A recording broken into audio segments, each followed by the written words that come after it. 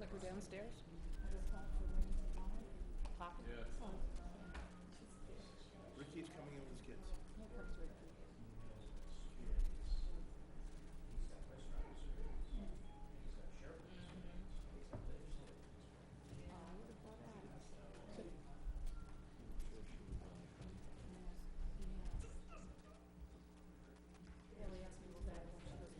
So this is the special meeting on COAH, right, Mom? What else is there? They're all on COAH. And she goes, how close are we? How close are we? I go, you just worry about getting some good news today. Fielding one first. I go, that's it. That's your worry.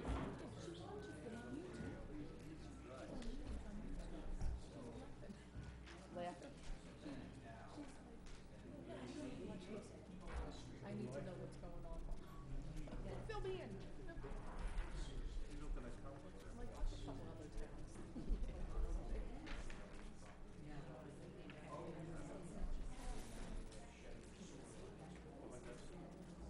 I don't have your glasses on. I don't have your glasses on.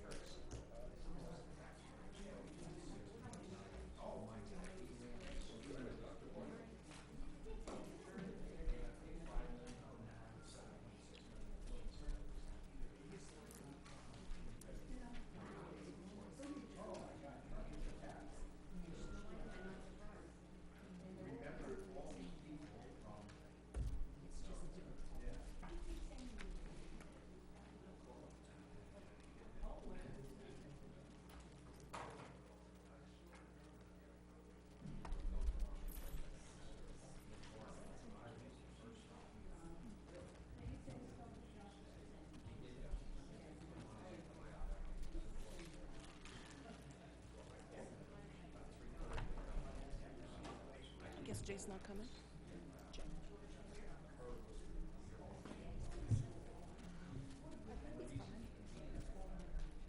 I thought he was gonna make it. He'll be able to make it. Okay. I would have brought out his suit.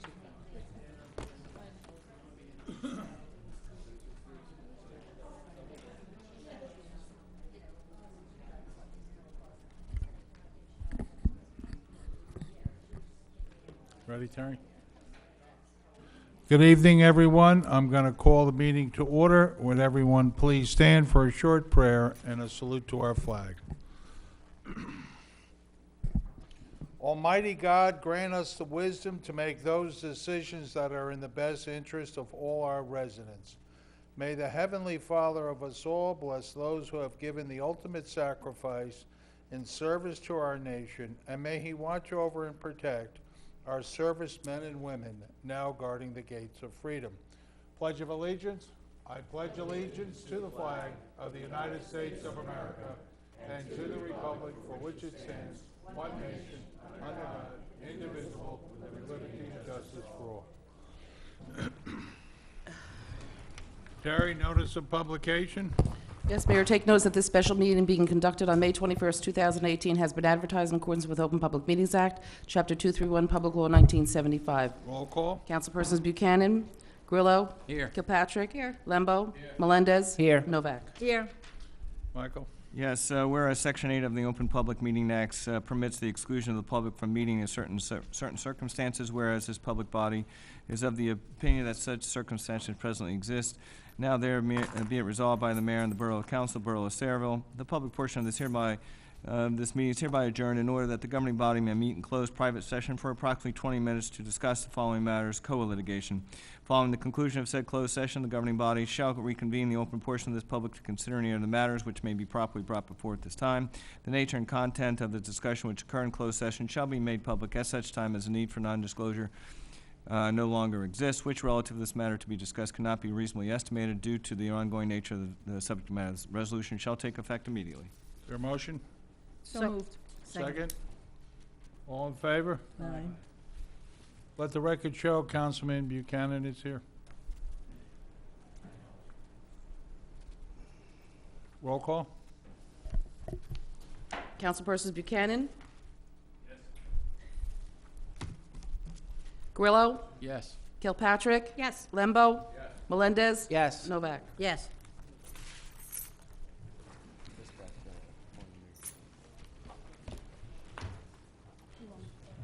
Are you going behind me already? No.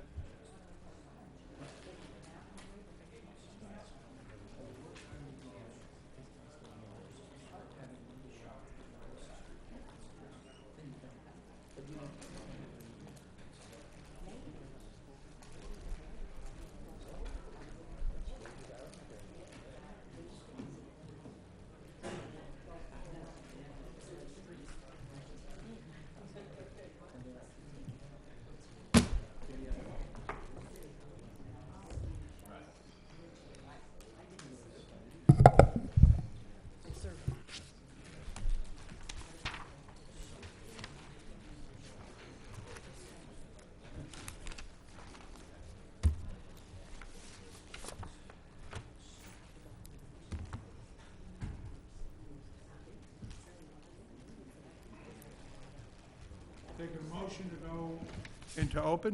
Hang on, Mayor. All in favor? Aye. Okay. With that, I'm going to open the public portion for questions or comments on any and all issues. Are there any questions or comments? Being no questions or comments, Janet, come on up. Is this on? Tap it. Yep. Okay. Janice Benedetto, 1 Thomas Avenue in the Melrose section. I just wanted to know what the public is allowed to know from the executive session. Michael? Yeah, there's nothing to report following the executive session. No action will be taken at this time. And everything still stands as we were informed prior meetings for June 28th is the only date of significance at this point? That's correct. And that's still a situation where you explain it better than I do. For my benefit, because I may not explain it properly, the June 28th date is significant because of? It's because it's the deadline the court's given for any and all resolutions to occur or a decision will be entered. I appreciate your, saying it with all the proper terminology. Thank you Thanks. very much. The other thing, since it's any and all issues, Mr. Frankel had spoken to me before the meeting started regarding the MCUA, and maybe Mr. Frankel, you'll explain what's going on with the MCUA June 13th meeting at this point for everybody's benefit. Well, we tentatively have a meeting scheduled with the MCUA on June 13th at 6 p.m. We had originally scheduled it at the MCUA headquarters. The council has requested me to use the best efforts of trying to get the MCUA people to come to council chambers that evening, and I've not gotten confirmation as of yet. All right, and then we have another meeting, council meeting is next Tuesday, the 29th, and hopefully we'll have an answer by then so that we can do all the proper notifications and get the word out. I never want to commit when I have other people. They know what date that we want. They know where we want to have it. I'm just waiting for their confirmation. I appreciate that. In a meeting, I think 2 meetings ago, we mentioned, or maybe it was 3 meetings ago, when the engineer was here from MCUA, about putting the complaint number that he gave us on sending it out with the water bills. I was wondering what was happening with that, if it was going out already, because I recently already had gotten my quarterly water bill, so I don't know what the rotation is and how that is happening.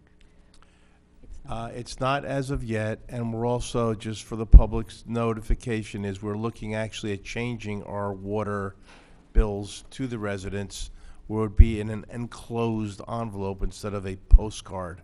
So we're also looking at that. So we do not have a scheduled time yet if any of those comments can be put on the water bills, because the water bill actually may be changing.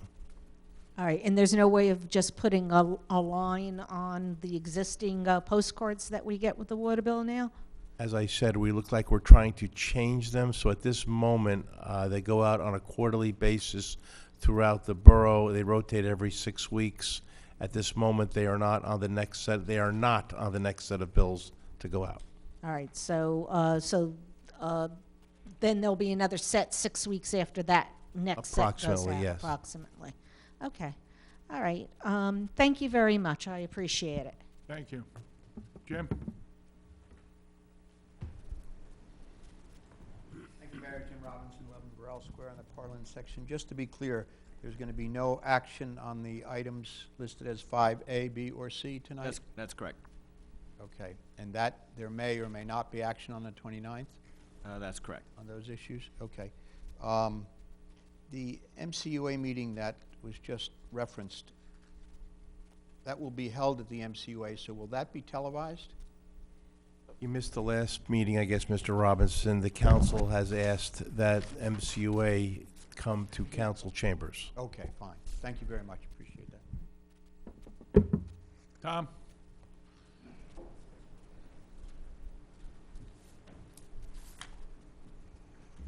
Thomas Bashada, 17 Green Hill Avenue, Parlin section of Cerevel. Two things. One is what everybody's talking about with the MCA. I think that we should mandate that they come here. I know we can't mandate it, but we should, because we're the town that's affected the most. If you remember, about 10 years ago, we had the big sewage explosion on Bamehurst Avenue. And that was a disaster back there for a lot of residents and for the whole town. The second thing is when we had Sandy over here in Canal Street, the operator that was in there was lucky to get out with his life, but he couldn't shut everything down. So what happened is there was a lot of pollution there. The reason I bring this up is because I have the resume of Senator Joe Krylan, who is appointed as the executive director, which to me, he's not qualified. It doesn't say anything in here of having any ability or knowledge or training or schooling or whatever in pollution control, environmental protection, or anything. So I mean, this is something that we should look into because it jeopardizes all of us that live in this town. Is this another political nonsense that's going to happen in here? I mean, it's gotten to the point in time where we have to have people that are working, that represent us, that are qualified. That's the issue here. This man is not qualified, yet they're putting him in a position. And this political patronage has got to stop. That's point blank. The second thing is I watched the movie. I've been involved, and I'm speaking as a citizen, not as a Board of Education member, about the last meeting about housing. You know, I'm on the board. There's like 6,400 students in the school right now, and it's continuously going to grow. And there's no property here in town to build a new school on. There's a blue ribbon committee looking for a development type of thing, either adding on, knocking down the school and rebuilding it. But what's going to happen is, when I was going to say the point, but Riverton, when that comes into operation, as I brought up, there's like 1,680 extra bedrooms that are going to be built there. Not all of those are going to be empty. So what's going to happen in this district is we're going to need more facilities, teachers, taxes to pay for education. So, when I hear about we have to rebuild, many years ago I brought this to you, Mr. Mayor, about a senior living here in Cerevel has no children in a school system. They're forced to sell because of the taxes they can't pay. And another family moves in with 3 children. Those 3 children that come automatically in the school system, that's $30,000 in extra expense to the district, to the town for taxes to educate them. So we're actually losing money by having more people come into this town. And the other thing I wanted to mention about Cerevel is we've lost our identity. This is a town for years that was a blue-collar town, a town where you knew everybody in town, a town where you were compatible with your neighbor. You didn't have the traffic that you have, and everybody can verify what I'm talking about. Bordentown Avenue in the morning, Washington Road in the morning, Main Street in the morning. Same nonsense in the afternoons.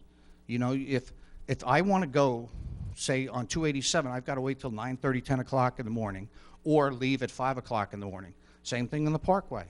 This is a town that everybody comes from, East Brunswick, South River, Old Bridge. They come through here to get to the Parkway, get to the Turnpike, or whatever it's necessary. And if we keep on adding more and more and more housing, the infrastructure cannot handle it. It's like Sand Fisher, where the tower is right now. We're fortunate that they allowed that memory to stay there. Now if they go and build, like the proposal is coming up behind the Barrel Works, what's going to happen to Fisher's house and Sarah's house that were there? They should be considered landmarks because those are the people that developed this town into what it is. That's how we got the name, Sarah and Fisher. Sayreville, that's what it came from. And we're going to lose that if we don't keep something open for the preservation of this town. I know I watched, you said, we need new housing to make the town prosperous, okay? Look at Sayreville right now. Look at Main Street right now. This was the center of town years ago. After they built which was the Sherwood Shopping Center, now it's the Gateway Shopping Center, was one of the first ones in the area. You know, we've lost our identity. People can't come into like Main Street, Metuchen, where they have restaurants, they have all kinds of different activities. They have a movie theater. South Amboy, Broadway. People move. Scott Komikevich, who was a councilman, moved from East Brunswick into South Amboy. Why? Because he had all the facilities that he wanted to have for the rest of his life. Transportation, get on a train. He had the restaurants. He had shopping that he could do in town. We can't do that here anymore. I know you're talking about Riverton is going to be the New York lifestyle in New Jersey. Hey, I want New Jersey to be New Jersey. I don't want New York and New Jersey. That's as simple as that. Thank you. Thank you, Tom. Ken?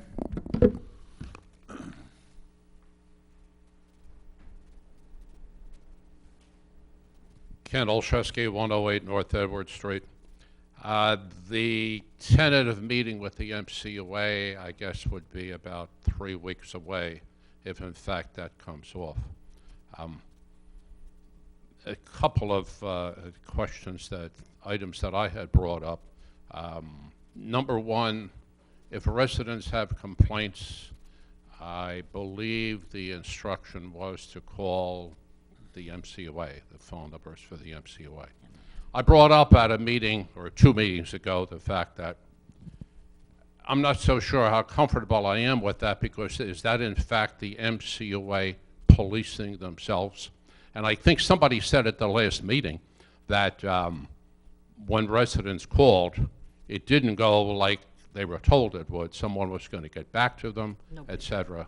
So I don't expect you to have answers tonight, but I hope you're not going to go into this meeting on the blind or cold, because I was really disappointed with the gentleman that came from the MCUA.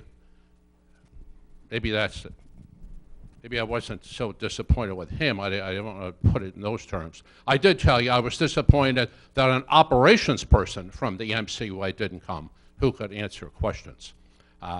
The question, for instance, about open doors, which was brought up here, and then I brought it up in the microphone, and it took somebody in the audience to even ask that question. There was no real answer to it, whether that was factual.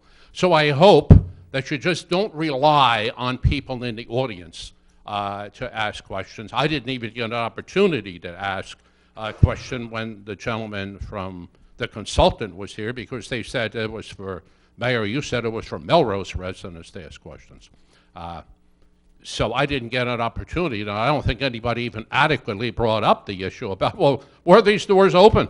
And why are they open, et cetera? So I hope, as representatives of 45,000 people, you're a little better prepared to ask the questions if we ever get into this meeting. But I am concerned that, as it stands right now, the MCOA seems to be policing themselves. And they don't really have that good a track record.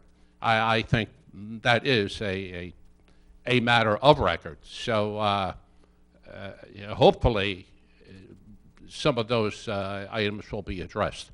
The county health department, even the county health department. Well, the county health department, that is an entity of the county and the county board of freeholders, and so is the MCOA, even though they may not want to acknowledge that.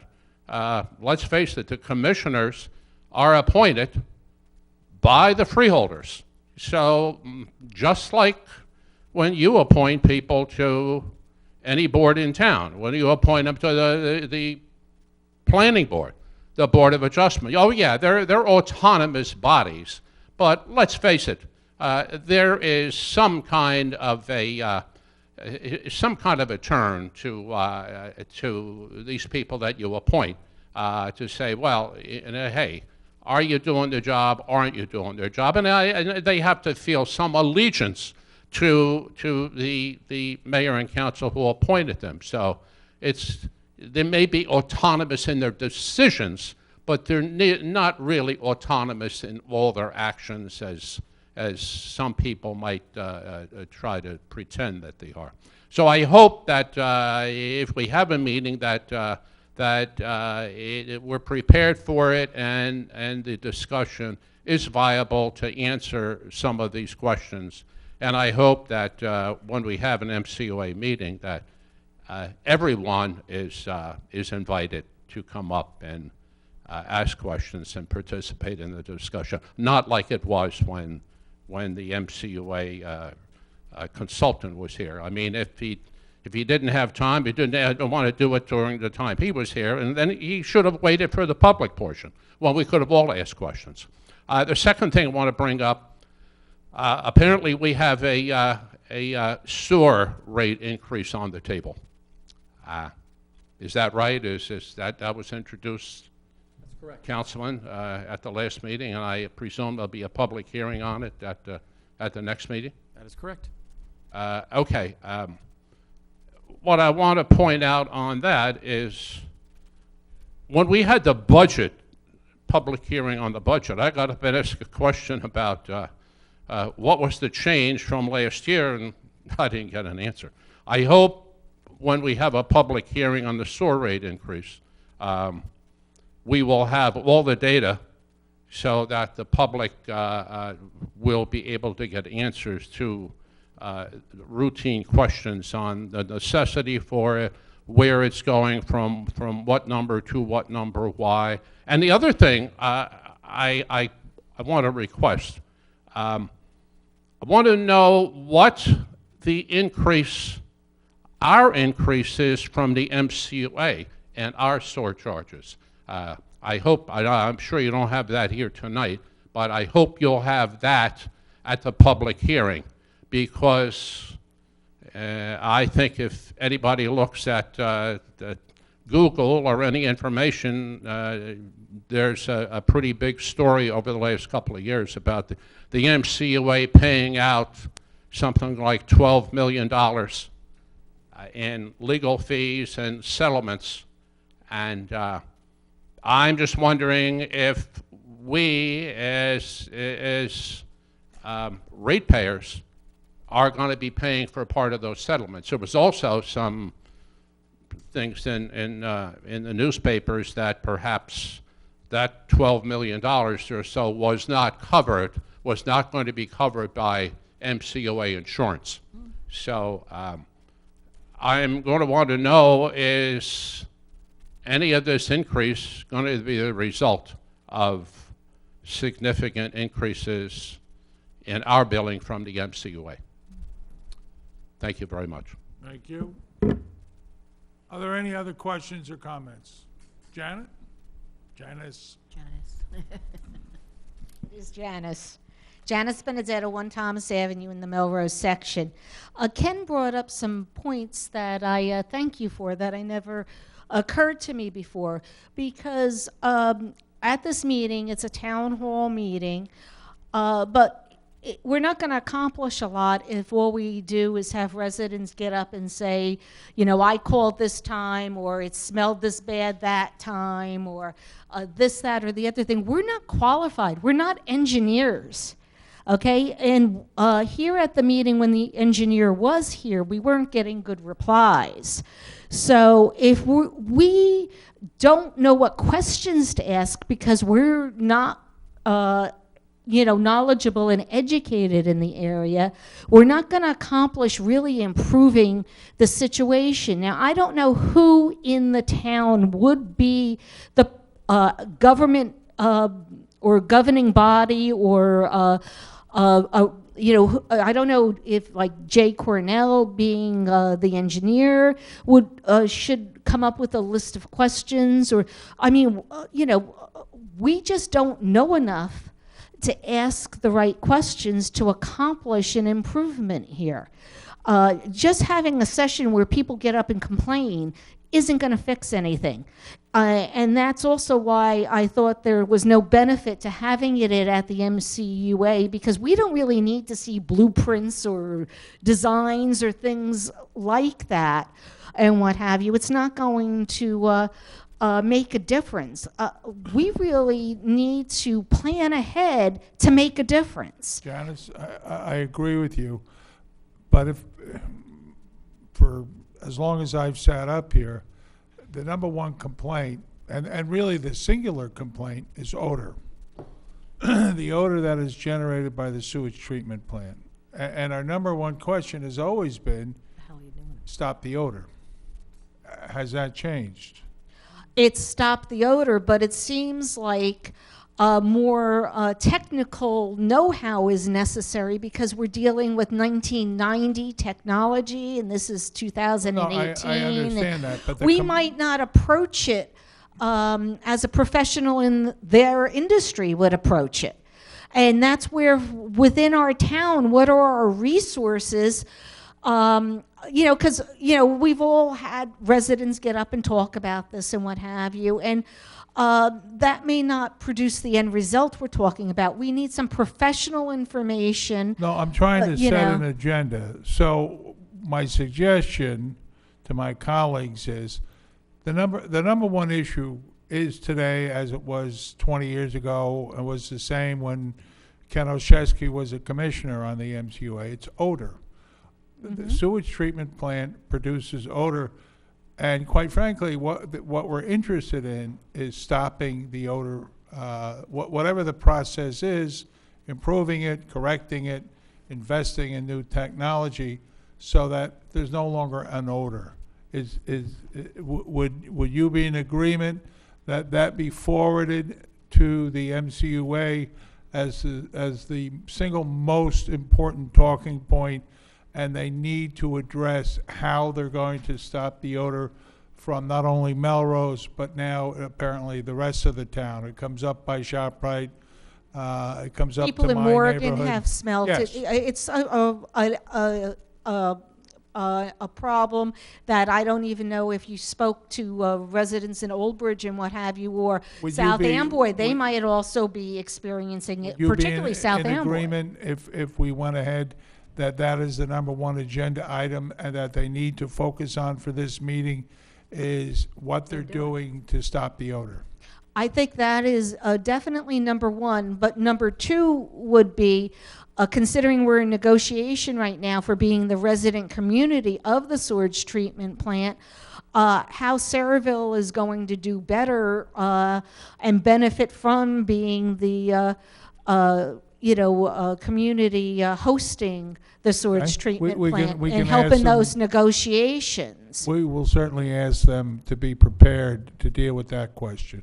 Because I don't know who within the town is better versed. I'm sure that the new CFO would have facts and figures, and maybe needs, since she's brand new, to do some research, maybe consult with the former CFO, and so all our research is done, and our numbers and facts and figures to help in a negotiation process are prepared for that meeting. Would you have any more recommendations, Janice? I don't know from a technical point of view who within the town. No. You know. First, I want to set the agenda Mhm. that we're going to cover these issues. And again, the single greatest issue is the odor. Indeed. All right, I'll- and then after that, we would, I don't know how much they will, how much they can talk about negotiation for host community benefits. Michael Dupont, our attorney, may be better able to handle that, but I don't want to dismiss any suggestion as far as items on the agenda. But I do believe the odor issue and the compensation for host community benefits would occupy most of the meeting.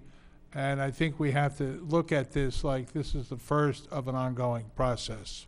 So, That's an interesting concept. I didn't know that maybe it would Well, be the let's first look of at an it that ongoing way. process. I think that's of great benefit if we move on from here, because it if we have takes a regular long time to meetings- fix things. Right, So, to go over concerns of the community. yeah, I agree If you with think of that. anything, anyone here in the audience or at home, that you would like discussed at this meeting, please call Dan Frankel. Dan, what's a good number for you? 732-390-7071. and we'll put it on the agenda, and we will forward it to the MCUA so that they can be prepared to answer questions about those topics. Well, I think that is of great benefit. But within our resources within the town, is Jay Cornell the right person to come up with technical questions regarding this? I know I don't have the skill or the knowledge. Well, I don't think Jay's ever dealt with a sewage treatment plant. I think that's a singularly unique discipline. You may require an engineering license, but it's like an architectural license. Some architects are good at roofs, some at windows, some at interiors, some at exteriors, et cetera, et cetera. So it's a distinct discipline, but we'll certainly inquire.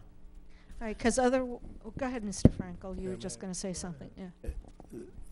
The thing I think you have to realize is that with a new executive director, and however the executive director comes in and operates the MCUA, I'm sure he's asking himself or have questions which are just probably similar as yours. And my first discussions with him were sort of that mode. Why does it smell? What is the technology? If he's worth his weight as being an executive director, he's challenging his engineers. He's bringing a fresh outlook of everything since he has not been in that facility. He's looking at all these things of maybe it is as much as the maintenance of that facility. Maybe there hasn't been many dollars put into that facility for maintenance, which is one of my questions. And I asked him that, and he said he didn't know, but he'd get back to me. So it could be that the maintenance of that facility, okay, is just not up to par. It could be that the garage door, we're using garage door as an example, maybe it's not a triple insulated garage door. I don't know the answer. You don't know the answer. But as an executive director, he's going to find the answer. Or that's what he's supposed to be doing as an executive director. He's assured me that he's going to be looking at all of those things as far as what to do. So any questions the audience has, any questions any resident has, we should challenge him. But he's looking into all of those things. And for example, you just brought up some very good points that an average resident may not.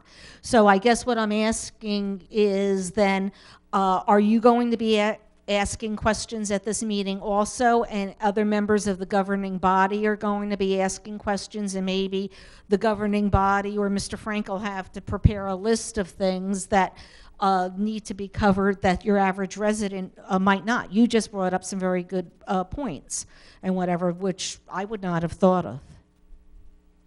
Thank you. You're welcome. So I don't know, who would be the organizer within representing the town asking question, the governing body besides the residents. I don't know if it's somebody within the water department, if you're maybe Jay Cornell, I don't know, or Mr. Frankel organizing questions from the point of view of a more informed base than an average resident who's not, in thinking of things from the same point of view, different perspective than the resident's point of view. Thank you, Janice. He asked a question. Well, it was a question, so I didn't know who, if we could do Mr. that. Mr. Frankel will be the point person to put together the agenda with the input of the governing body. I would like the MCUA prepared for the primary points of discussion, because I think we'll just have a much better meeting. Otherwise, everything will be, I'll get back to you. Well, yeah, I agree. If we prepare an agenda and give them Right. enough time to respond Right. to it. Right. How long do you think that we should give them to respond? When should we submit an agenda to them? Well, we can begin tomorrow. This way they have enough time to come up Certainly. with responses on our But questions. again, the big thing, as it has always been, is the odor. The second thing is the host community benefits. Exactly, but like I said, Mr. Frankel, you had some very good points with dollars spent on maintenance and things of that sort. There may, like an outline, the odor, but why maintenance? How much is budgeted? When was, how much has been allocated for future maintenance? The past is the past, but if they don't have any money to fix it, we're not going to get anywhere. What's in the budget now for maintenance might be there could be sub questions to, priority one, odor, and then give them an idea of a list of questions. Okay. All right. Thank you very much. Thank you, Janice. Jim? Thank you, Mayor. I have just a little bit of experience with this because when the MCUA wanted to add on back in the 80s, when I was the planning board chairman, we required the MCUA to come before the planning board under the capital review. And why we could not make requirements of them, we certainly made suggestions, and they are violating those suggestions. And we knew at the time that with scrubbers and other things like that that had to be replaced and repaired, those aren't things that you can buy off the shelf. So we made certain recommendations to them so that they would have those things in hand so that we wouldn't have to go through this long period that we're going through now where we have this problem. But my real point is this. If you think odors are the problem at the MCUA, you are missing the point. Odors are not the problem. Emissions are the problem. Odors are merely a symptom of the emissions. Odors are inconvenient, they're an unpleasantry, they make it not comfortable to go outside, but they are just a symptom. The real problem is emissions, and what are the impact of the emissions? Are there corrosive impacts? Are there health impacts? Are there other impacts? Odor is just a symptom that we can smell. So the real issue there is the emissions, the things that are being spewed out, that we can't tell what they are. Some of us can't pronounce what they are. But if we're going to have people asking questions, and I think that's an excellent idea to have our borough engineer or somebody else ask questions, we also ought to have a healthcare professional asking questions because we don't know what's going into the air.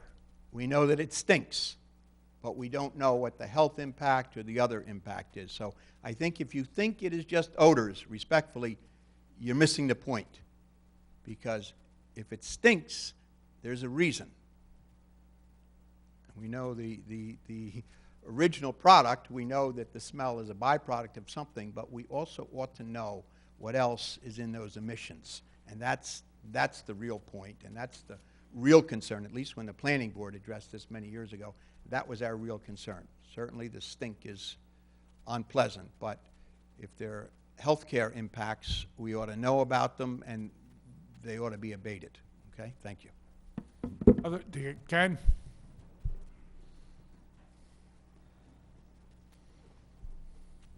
Ken Olszewski, 108 North Edward Street.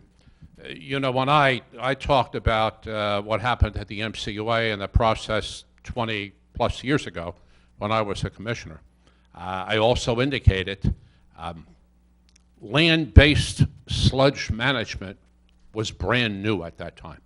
I know we spent a lot of money down there on scrubbers and engineering contracts and engineering consultants, one after another. Some of it voluntarily, and some of it probably forced by the hands of people who were complaining and people like myself who sat there and said, hey, we've got to solve these problems. You've got to put yourself in the place of the people who are impacted. And the people who are impacted in this particular case, the residents of Sayreville, especially the residents of Melrose. We also had the people impacted by the Edgeboro landfill. People came to the meetings. Sometimes many of them came. And so we did spend quite a bit of money. I was very surprised when this consultant came in and talked about the scrubbers going to be replaced that were 20-plus years old. I indicated when I talked about it, it's probably all new technology. I'm not so sure if that's the case from what he said. Again, like Janice and some of the other people said, I don't know if that's right. Maybe the scrubbers last 20 years. Maybe they didn't spend enough money on maintenance. I hope that they will bring with them records from whoever is monitoring that facility, the air pollution, the air emissions, et cetera, whether it's the EPA, in some cases, the county health department, the number of fines that they've had over a period of years. And I think if we get the complete records from what's been going on, it might give a little clue. I'm not so sure that our engineer is going to be too well versed in the process down there. Matter of fact, in a discussion with him, he already told me that he wasn't, which would be fully understandable. That seems to be a little different technology, which has already been mentioned up here. But again, it's part of hoping that they come prepared and that the right questions get asked, not only by the public, but by the people up here who represent not only a few people who are in the audience here, but everybody else out in the borough. And maybe there was another suggestion about health. It might be a good idea to have a representative from the county health department here at the same time, because I share the concern that this is pretty technical, and we don't know what should be. All we know is the effect and the problems that we get as the result of it. We don't know what should be. We have to take their word for it. And I really don't think we want to simply take their word for it. I think we want some other guidance on it. So what the speaker said here seemed to be right on target, and I hope you will recognize that and make sure they're prepared.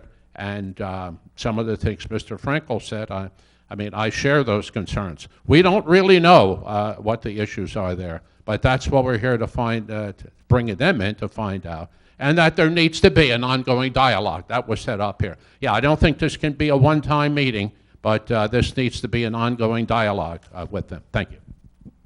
Are there any other questions or comments? Being no other questions or comments, I'll entertain a motion. Second. All in favor? Aye. Opposed? Take a motion for adjournment? So moved. Second. All in favor? Aye. Opposed? Thank you, everyone. Good night. Good night. Good night, Steve. It was good seeing you. Good night, Steve. Good night, Rick. Where are your babies? Oh, my wife came in. Oh, my God. It just dawned on me. Damn.